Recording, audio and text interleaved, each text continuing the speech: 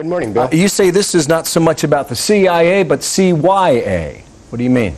Well, unfortunately, the president's action, despite what he said yesterday, means that the CIA is going into a CYA configuration because the president doesn't cover their back any longer.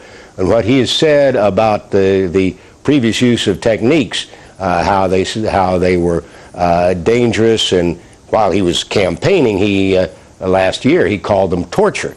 And this means that whatever they do, even if it's in conformance to a legal opinion by the Department of Justice and a lawful order, they could be attacked for it later. So we're likely to see them go back into a risk-averse motive where would put us into the situation we were before 9/11. Let me just revert your attention back to what the former vice president is saying now. Politico.com is reporting that the vice president, Dick Cheney, recommended this several weeks ago, maybe back in mid-March.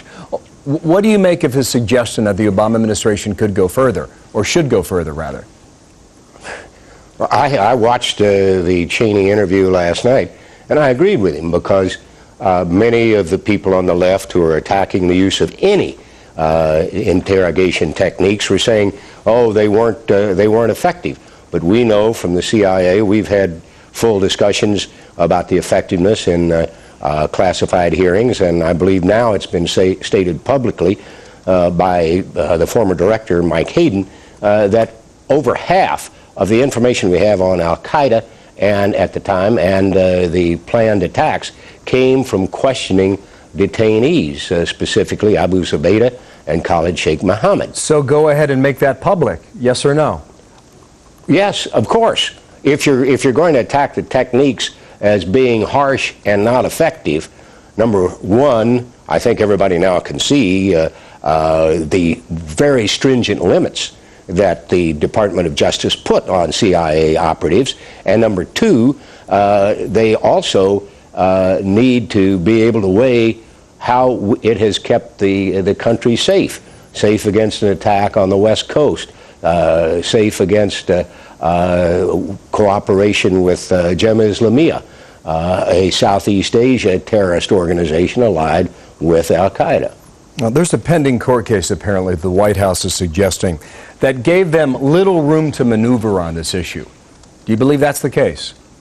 That's nuts. The president has a constitutional power to protect classified secrets. That's part of his power under the Constitution. So you say that's, and you say that's nuts? Yeah.